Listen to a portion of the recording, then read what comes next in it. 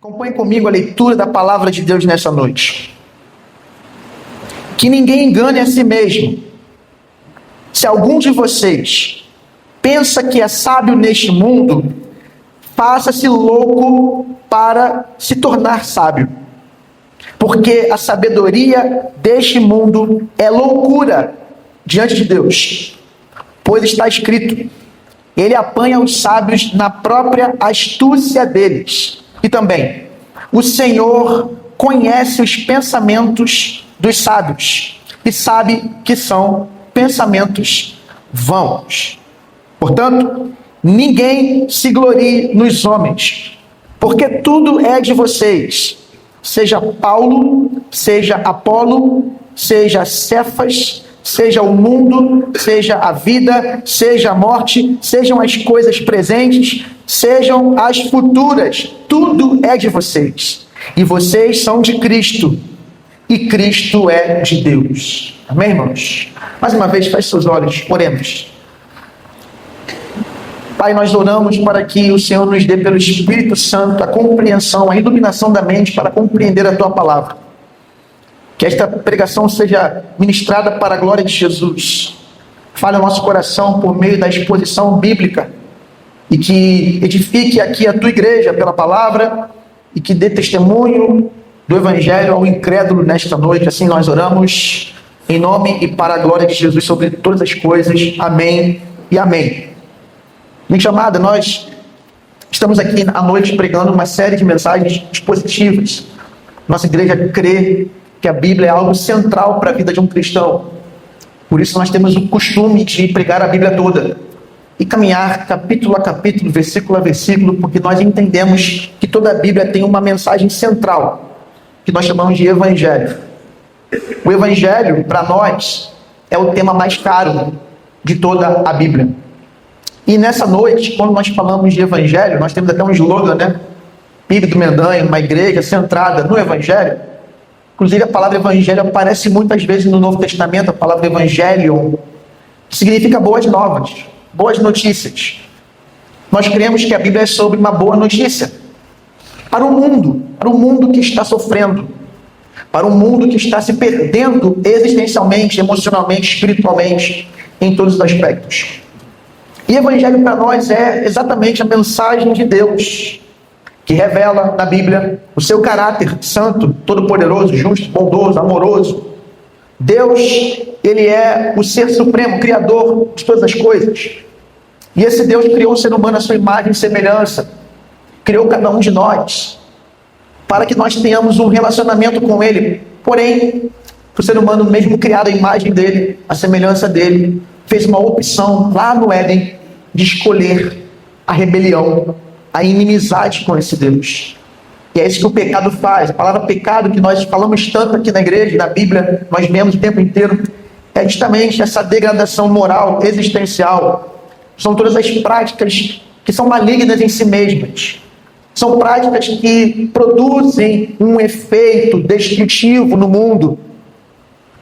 O pecado é um instrumento do maligno para roubar dos homens a sua humanidade e para impedir que eles, de fato, vivam a vida para o qual foram criados para viver. Mas o Evangelho não para nessa má notícia do pecado.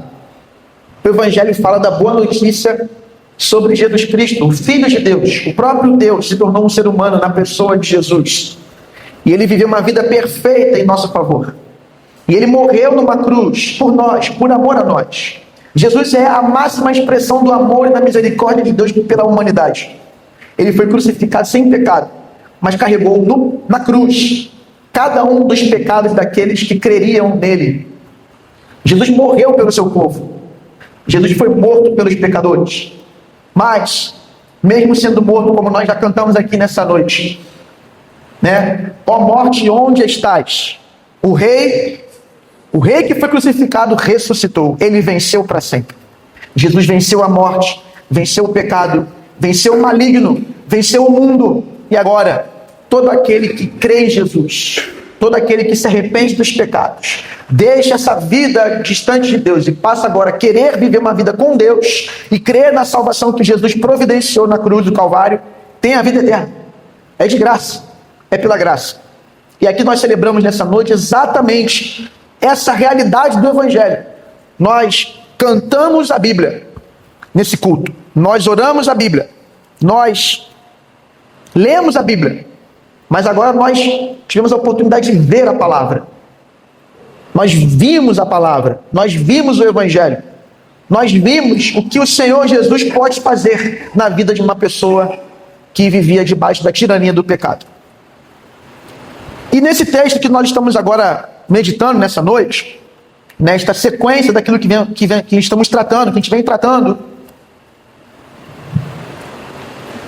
nós nesse texto temos aqui Paulo terminando um discurso, porque ele está tratando um problema que acontecia muito grave na igreja de Corinto. Igreja essa que é a igreja de Jesus. Porque, irmãos, apesar de pessoas se converterem a Jesus, apesar de elas declararem fé, tem um bichinho aí que vai perturbar um pouquinho, tá, gente? É assim mesmo. Aqui na Serrinha, aqui na Serra do Mendanha, de manhã também apareceu, né? E esse aqui tá mais animado, né? Não sei o nome dele, o nome dela, não sei quem é, mas em algum momento vai cessar, tá bom? Espero que cesse logo, porque distrai muito. Mas a igreja de Corinto e nós, irmãos, nós cristãos, apesar de termos fé em Jesus, o pecado ainda está nos rodeando. Temos uma natureza que ainda precisa ser totalmente libertada desse poder do pecado. A cruz de Jesus resolveu a nossa culpa diante de Deus. Removeu a nossa condenação diante de Deus. Mas ainda há uma presença do pecado em nós. E ainda há um poder do pecado que está sendo destruído naqueles que crescem espiritualmente, naqueles que crescem na fé. E Corinto não era diferente, eles criam em Jesus. Eles eram salvos, eles eram o povo de Deus. Mas eles estavam espiritualmente vivendo uma crise. Paulo vai dizer no capítulo 3, logo no começo, que essa crise também tinha um contorno prático em relação à imaturidade da igreja. Porque a nossa oração pela Lúcia, pela Kelly, é que elas amadureçam na fé. E amadurecer na fé é amadurecer no caráter cristão. Porque as pessoas lá fora, quando veem um cristão, elas criam uma expectativa e é natural que tenha a mesma expectativa. Bom, ele representa Jesus. Ele deve representar o céu. Não se espera, não deveria se esperar de um cristão perfeição, mas se espera um mínimo de quê? De um caráter transformado. Se espera que ele tenha um antes e depois. Não se espera que alguém professe fé em Jesus e ande como alguém que não crê em Jesus. Não se espera de alguém que diz que foi salvo dos pecados, mas ainda crescendo na prática dos pecados. Sendo impiedoso muitas vezes. O problema da igreja de Corinto era muito sério. Porque a igreja, apesar de ser uma representante na terra do céu, ela ainda não viveu e não está estabelecida ainda a realidade do céu na igreja. Porque as pessoas ainda estão num processo de transformação, algumas estão mais lá à frente, outras estão mais atrás. E você mede espiritualidade, e esse é o grande ponto que Paulo vai dizer, porque veja, Paulo pregou lá em Atos 18, fundou a igreja, ficou 1 ano e meio lá pregando em Corinto. E Paulo, quando fundou a igreja, quando estabeleceu ali a mensagem do evangelho, levantou a liderança, seguiu a missão, foi para outra cidade, foi para outra terra. Quando ele tem a oportunidade de saber da igreja, a igreja está contra ele. E está dizendo entre si, nós temos outros líderes melhores. Nós temos Apolo, da escola de Alexandria, escola grega, um homem dotado de uma retórica, de uma oratória que impressiona. Mas esse era o parâmetro cultural dos gregos, dos coríntios. Essas eram categorias humanas, terrenas, para medir quem é bom, quem não é em alguma coisa. Espiritualidade não se mede por uma performance humana, cultica, espiritual. Espiritualidade, segundo Paulo, quando ele vai tratar da carta aqui, se mede pelo caráter. Quem está em Cristo, Paulo vai dizer na segunda carta aos Coríntios, capítulo 5, versículo 17. Você conhece esse texto, talvez. Se alguém está em Cristo, nova criatura é. As coisas velhas passaram, a Escritura se fez novo. Cristão precisa crescer em novidades de vida, precisa ser transformado, porque senão esse evangelho tem algum problema. Como é que ele crê, como é que ele anda com Jesus e ele continua sendo uma pessoa ruim com as outras? Como ele diz ser de Jesus e continua tendo esse linguajar, esse palavreado? Como ela diz ser de Jesus e anda dessa forma com essas roupas? Como ele é de Jesus e faz esse tipo de negócio ilícito? Como ela é de Jesus e usa a língua para destruir os outros? E aí, havia um problema muito grave aí, porque veja, essas preferências em Corinto, eu prefiro Apolo, eu prefiro Pedro, eu prefiro Cristo. Isso dividia a igreja, irmãos. Então, as brigas, as divisões, Paulo vai dizer, vocês são crianças em Cristo, capítulo 3, no começo ele vai falar sobre isso.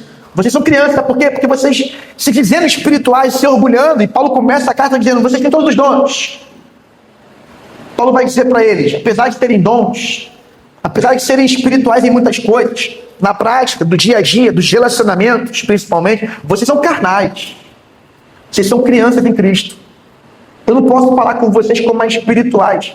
E esse é um problema aqui grave que Paulo está tratando nesse momento. Irmãos, ser salvo não é só se tornar um mero religioso. Ainda que você está aderindo a uma religião, sim, é verdade. Vai muito além. Tem que ir muito além.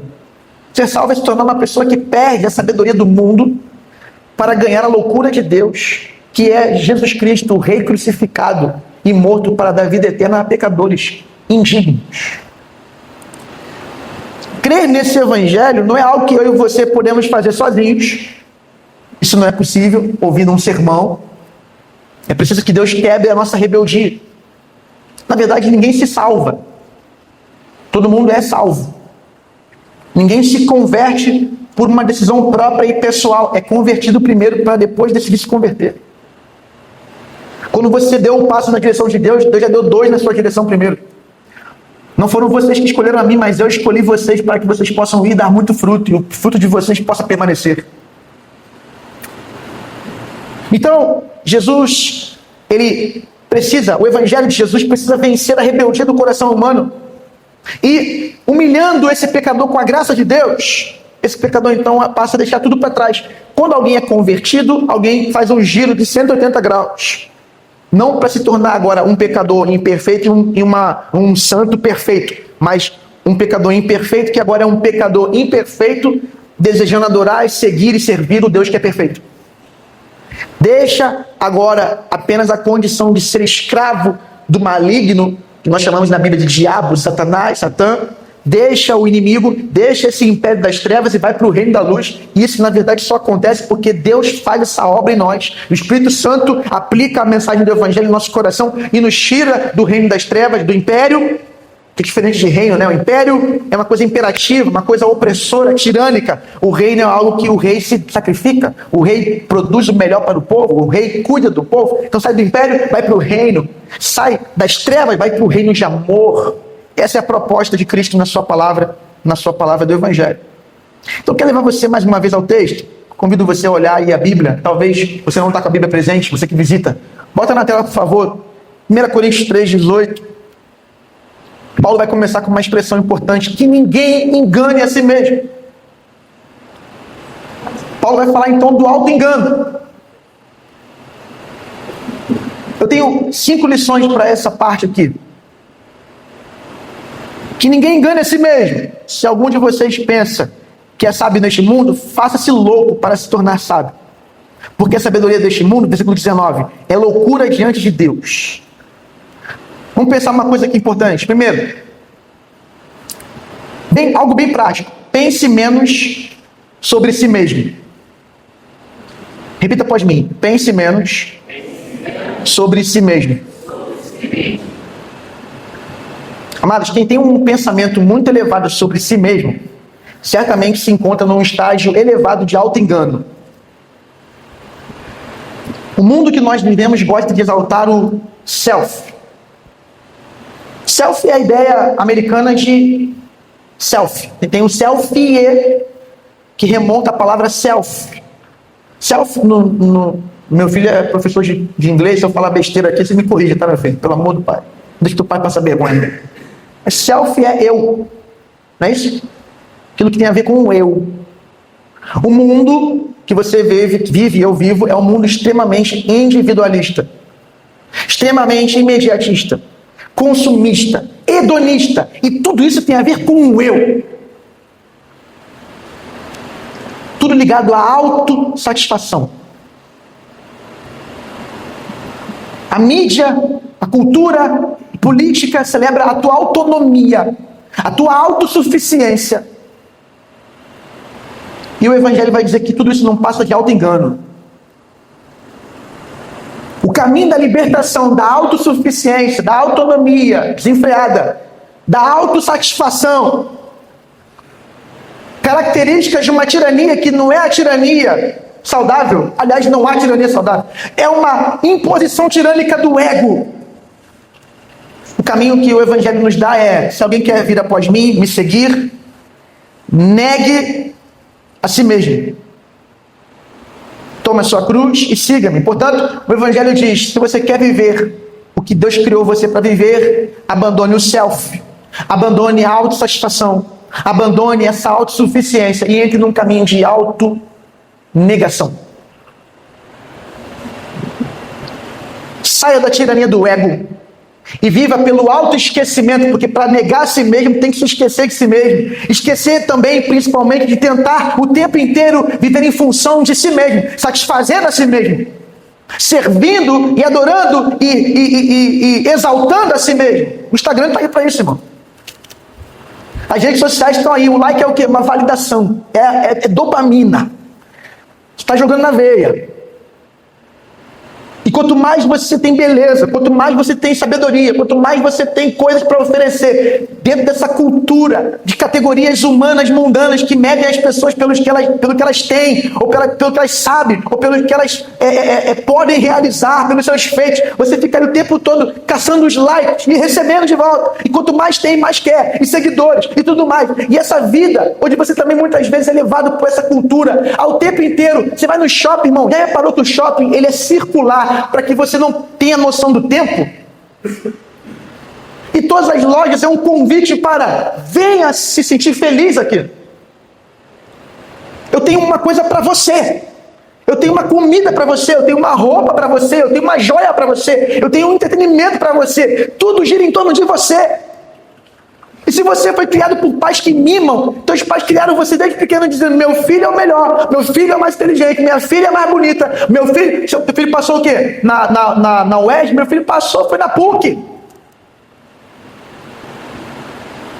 Aí você fica achando que é o bibelô do universo. Aí você anda, que tudo tem que girar em torno de mim. E eu me satisfaço, e eu me sinto bem. Assim eram os coríntios. Eu sou de Paulo. Eu sou de Apolo. O meu é melhor. As coisas que eu faço são melhores. Jesus fala no Evangelho: negue-se a si mesmo. Tira o eu do centro, coloca a minha pessoa e a minha obra no centro. Eu sou o centro. Jesus é o centro de tudo. Esqueceu já, irmão? Que isso? Acabou de cantar? Jesus é o centro de tudo que há, porque Jesus faz converger nele todas as coisas. É um chamado radical. Número 2. Geralmente as pessoas mais sábias que pisaram nessa terra eram muito desconfiadas da sua própria sabedoria. Sócrates: só sei que nada sei. Que negócio é esse, Jéssica? Tudo que sei é que eu nada sei. Irmãos, estamos num mundo de certezas. Já reparou que em rede social todo mundo sabe de tudo, responde sobre tudo? Nós temos uma geração de tudólogos. Tudólogos. Responde sobre tudo. Política, tô dentro. Esporte, sei de tudo. Economia, eu sou doutor em economia. Moda, eu sou PhD em moda. O povo sabe de tudo, responde sobre tudo, discute de tudo, sabe? Debate sobre tudo. E Sócrates, o maior filósofo do mundo antigo, vai dizer: só sei que nada sei. Ou seja, a grande certeza que eu tenho é que eu não sei de muita coisa. Aí está a sabedoria. Paulo vai dizer algo mais profundo do que Sócrates. Versículo 18: se algum de vocês pensa, veja, ele não está falando que alguém afirma, está confirmado, não, ele está falando assim, ó, se algum de vocês pensa que é sábio neste mundo, então faz uma coisa, não fala que é sábio, faça-se de louco para se tornar sábio, ou seja, assuma a ignorância para alcançar a sabedoria. E aí, se você pega o contexto da carta, irmão, a sabedoria, no contexto da carta de Paulo aos Coríntios, era a sabedoria do Cristo crucificado. A sabedoria era que o rei, o Messias, foi crucificado pelo seu povo. A mensagem que salva é uma mensagem simples de um Deus encarnado que se tornou um rei, que foi crucificado pelos pecadores, ressuscitou. E quem crê nele tem vida eterna. E quando alguém tem ele, tem a vida. Tendo a vida, tem tudo. Tendo tudo, de nada tem falta. Não tendo falta, agora ele não precisa mais ficar se autoafirmando, porque autoafirmar é tentar se autossatisfazer. Mas, quando você tem o Evangelho, você não se autoafirma mais. Você afirma Cristo. E afirmando Cristo, você tem ele. Tem tudo, tendo tudo, de nada tem falta. O Senhor é meu pastor, nada me faltará. Portanto, você descobre nele autonegação, que te faz andar num caminho de auto-sacrifício, mas nesse caminho, você descobre no auto-esquecimento também uma coisa: você se encontrou nele e você agora não precisa mais provar nada para os outros. O seu valor já está definido pela cruz do Calvário. Autoestima? A cruz define quem eu sou.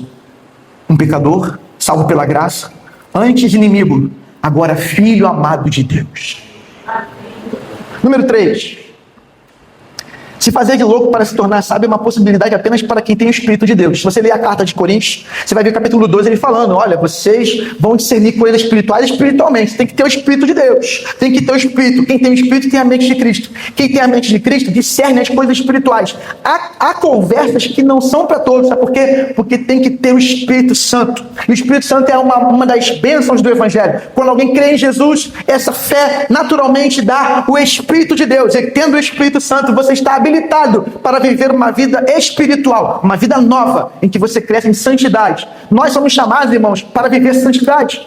Você, muitas vezes, tem pessoas, não vou falar você, vou falar que tem muitas pessoas que não querem viver o Evangelho, não querem se entregar ao Evangelho, não querem um novo nascimento, não querem ser nova criatura, porque não querem parar de se autossatisfazer, não querem parar então de viver debaixo de outro reino. Mas quando você decide, e isso só pode ser possível quando o Espírito Santo vence essa rebelião do coração, aí, irmão, você já tem uma nova perspectiva. Você já não vê o mundo como você via antes. Eu tenho certeza que a irmã Kelly e a irmã Lúcia, muitas vezes na sua caminhada, olhavam para a vida, né, de uma perspectiva natural, humana, terrena, transitória, efêmera. Mas aí o Evangelho tocou, venceu a rebelião do coração, o Espírito Santo foi dado como dom de Deus para sua alma e para sua existência. Agora elas olham numa perspectiva espiritual. Elas veem as coisas e falam: eu estou passando por lutas aqui, mas Deus está comigo. Há propósito maior do que eu não consigo compreender, mas Ele está sobre mim. E essas pessoas vão crescendo na fé, vão crescendo na experiência com Deus, porque o Espírito Santo habita nelas. Portanto, irmão, não tem como você entender muita coisa que eu estou falando aqui se você não tiver o Espírito. Mas Deus está te dando a possibilidade de hoje receber o Espírito Santo, porque quem crê em Jesus recebe o dom de Deus, que é o Espírito Santo. Número 4. A Escritura mostra que Deus é, irmãos, transcendente. Sabe o que é transcendente? Ele está além dessa realidade material. Ele está acima de tudo. Nós cantamos o quê? Acima de todos. Nós estamos declarando quem Deus é. Ele é transcendente. Acima de tudo. Acima de todos. Mas Deus também é imanente. O agnóstico vai dizer que tanto faz. Se Deus existe ou não, tanto faz. O ateu, Deus não existe. Deus é uma ideia da religião. O teísta aberto vai dizer: Deus é transcendente, não é imanente. Porque o imanente é aquele que emana, aquele que mergulha, aquele que está presente na história, na realidade material e terrena. E nós cremos que Deus é transcendente e imanente. Deus está acima de tudo, mas está também dentro dessa realidade. E Ele, na sua providência, controla todas as coisas, inclusive dos eventos. Ele permite que as coisas aconteçam. Eu vou até além. Ele faz acontecer. E se você está aqui nessa noite, está passando pelo sofrimento, tenho certeza que Deus está nesse processo. Ele quer fazer algo para mudar a sua vida. Ele quer moldar o seu caráter, porque não há sofrimento em vão. Deus tem um propósito maior para a nossa vida. E digo mais: se esse sofrimento que você está passando nesse momento é porque você tem força para superar. Ele cabe em você. Você é mais forte do que essa dor. Porque Deus fala na palavra que não há sofrimento, não há provação que nós recebamos que não possamos suportar. E Deus quer moldar quem nós somos. Deus quer fortalecer nossa confiança nele. Deus tem algo para mim e para você, meu irmão. Deus tem uma vida plena para mim e para você. Deus tem uma vida abundante para mim e para você. Deus, a Bíblia fala que ele é todo poderoso, ele é onisciente, ele é todo sábio, ele é todo bondoso, santíssimo, todo justo. Ele é o amor em sua plena expressão. Logo, o que o ser humano vai fazer na vida? Deixando Deus de lado. Esse Deus.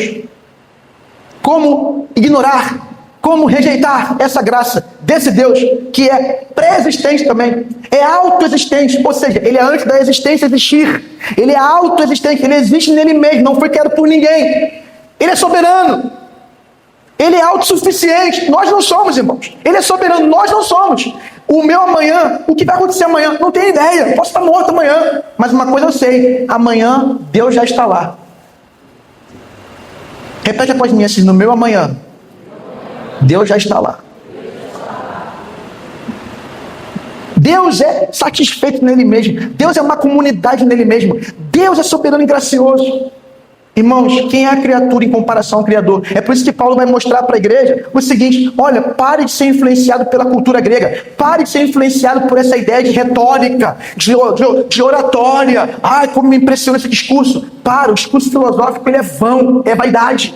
O homem não sabe de tudo, o homem não tem todo o conhecimento, o homem não pode controlar nem os eventos da sua própria história, o homem não sabe, o homem é criatura diante do Criador, o que fazer diante do Criador? Irmãos, por isso que Jesus vai falar, quer receber o reino de Deus, se torne uma criança. Porque quando você fica adulto demais, quando você fica responsável demais, autônomo demais, você acredita que pode dar conta sozinho. Mas Deus fala na sua palavra, aquele que quer o meu reino e quer o controle meu sobre a sua vida, se faça como uma pessoa inocente, criança, infantil, que sabe dizer para ele assim: Senhor, eu não sei do meu futuro, eu não sei de muita coisa da minha vida, mas eu quero confiar tudo que sou, toda a minha vida ao teu cuidado. A Bíblia vai dizer em 1 Pedro, capítulo 5, versículo 7, lançando sobre ele toda a vossa ansiedade, porque ele tem cuidado de vós. Deus é um pai amoroso que quer acalmar as tempestades da sua alma. Ele quer trazer paz no meio da tua tribulação. Número 5. E eu quero já praticamente arrematar, eu não vou avançar muito nessa noite. A decisão mais sábia nesta vida é reconhecer a limitação da própria sabedoria e aceitar o presente que Deus oferece em Cristo Jesus, que se chama a sabedoria do alto. Abra a Bíblia comigo rapidamente em Tiago capítulo 3.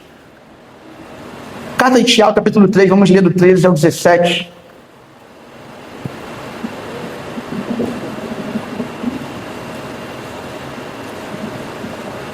Coloca, por favor, na tela, para quem não tem a Bíblia, acompanhar o texto da palavra de Deus. Quem entre vocês é inteligente, é sábio e inteligente? Olha a pergunta de Tiago. Quem entre vocês é sábio e inteligente? Mostre as suas obras em mansidão de sabedoria, mediante a sua boa conduta. Se pelo contrário vocês têm em seu coração inveja amargurada e sentimento de rivalidade, esse era um problema em Corinto, muito claro. Não se orgulhem, não se gloriem disso, nem mintam contra a verdade. Esta não é a sabedoria que desce lá do alto, pelo contrário, é terrena, animal e demoníaca, sabedoria humana. Pois onde há inveja e rivalidade, aí há confusão e toda espécie de coisas ruins. Mas a sabedoria lá do alto é, primeiramente, diga após mim, pura. Depois, diga pacífica. Gentil. Amigável. Cheia de misericórdia. E de bons frutos. Imparcial. Sem fingimento. Uma nova humanidade. É isso que o Evangelho propõe para nós. Negue-se a si mesmo. Abandone a sabedoria do mundo. Abrace a loucura de Deus que é o Evangelho. Confie no Cristo crucificado.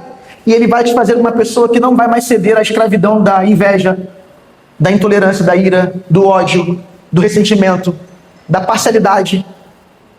Ele vai roubar de você tudo aquilo que rouba você dele e também de si mesmo. Ele vai te devolver a vida. E tendo vida, você vai ter uma sabedoria do alto. Sabedoria essa, que é cheia de práticas de boas obras, mansidão, humildade. E assim, irmãos, com as práticas corretas, nós promovemos uma sociedade nova. Essa é a proposta da igreja. Jesus salvou um povo, para que esse povo possa andar desta forma. Eu quero terminar citando Paulo na sua carta aqui no finalzinho do texto. Ele vai dizer, portanto, versículo 21, 1 Coríntios 3, 21. Portanto, ninguém se glorie, ninguém fique vangloriando-se dos homens. Pare de dizer que você é de Paulo, que você é de Pedro, que você é de Apolo. Porque, na verdade, irmão, você não é de ninguém. Tudo é de vocês. Quem está em Cristo descobre que, na verdade, tudo agora me pertence. E Paulo vai continuar dizendo, seja Paulo, seja Cefas, que é Pedro, o apóstolo Pedro, seja o mundo. Jesus reina nesse mundo, irmão. O mundo é seu. Você pode ser feliz nesse mundo. Você pode trabalhar e produzir nesse mundo. Você pode viver família nesse mundo, casamento nesse mundo. Você pode criar filhos nesse mundo. Você pode prosperar nesse mundo, ser feliz, mas a prosperidade maior é a prosperidade espiritual. Quando Jesus fala que o ladrão veio para roubar, matar e destruir, mas eu vim para que tenham vida e vida em abundância, vida abundante, vida em abundância, não é abundância necessariamente de coisas na vida, mas é abundância de vida, independentemente das coisas. É se alegrar, tendo ou não tendo. Na alegria, na boa notícia e na má notícia, eu me alegro porque a minha fonte de alegria é o Senhor. Tudo é de vocês, o mundo, a vida, o presente é seu, a morte, que é o nosso futuro, todos vamos chegar lá também, porque se estamos vivos, estamos em Cristo, mas se morremos, encontramos a Cristo. Não é isso, Lúcia? Feche os olhos para essa vida e abra os olhos para a eternidade com Jesus. Tudo é nosso.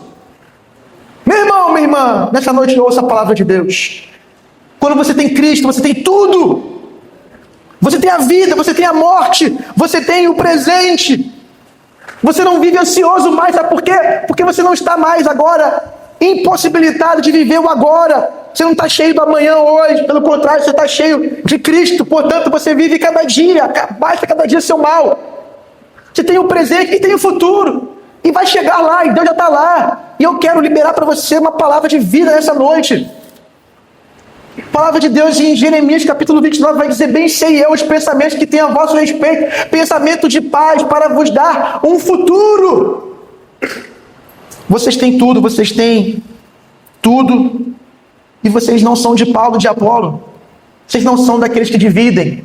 Vocês são daquele que uniu a todos, Cristo. Olha o versículo último, versículo 22 para 23.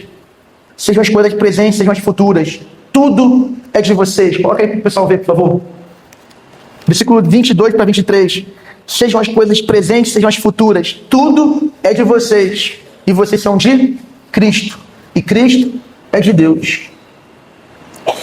Se você quer Deus, receba Jesus. Recebendo Jesus, você tem tudo, tudo, tudo. O Senhor se torna o pastor da nossa alma e nada nos faltará. Vamos orar. Senhor, Tu és o nosso pastor. Que possamos saber que em Ti nada falta. Porque se o Senhor é meu pastor, aquilo que eu não tenho, eu não preciso desejar. O que eu não tenho, eu não preciso. Porque em Cristo eu tenho tudo que eu preciso. Ó Deus, nós oramos para que pessoas que talvez ainda não se arrependeram dos pecados e não creram no Evangelho, façam isso urgentemente. Procurem o Senhor Jesus primeiro, e depois procurem o povo de Jesus, que é a igreja. Porque não há salvação também sem essa continuidade na fé através da igreja. O Senhor criou um povo, e o Senhor nos chama para comunhão, não só com Jesus, mas com o corpo de Jesus, que é a igreja. Ó Deus, traz salvação, traz vida para quem precisa, traz edificação da fé para aquele que está precisando crescer na fé, e que nós possamos amadurecer espiritualmente, sobretudo na prática do amor, que não sejamos autossuficientes, que não sejamos o povo do self, mas o povo do we, do nós, que morra o ego, para que ressuscite a comunidade. Que morra o eu, para que ressuscite o nós. Que não sejamos pessoas solitárias, depressivas, desgostosas da vida, que sejamos pessoas que encontram o sabor da vida em Jesus Cristo, aquele que é o autor e o consumador da fé, e aquele que disse para a sua igreja: eu sou o caminho e a verdade e a vida, ninguém vem ao Pai a não ser por mim. É no nome dele que nós oramos. Amém e amém.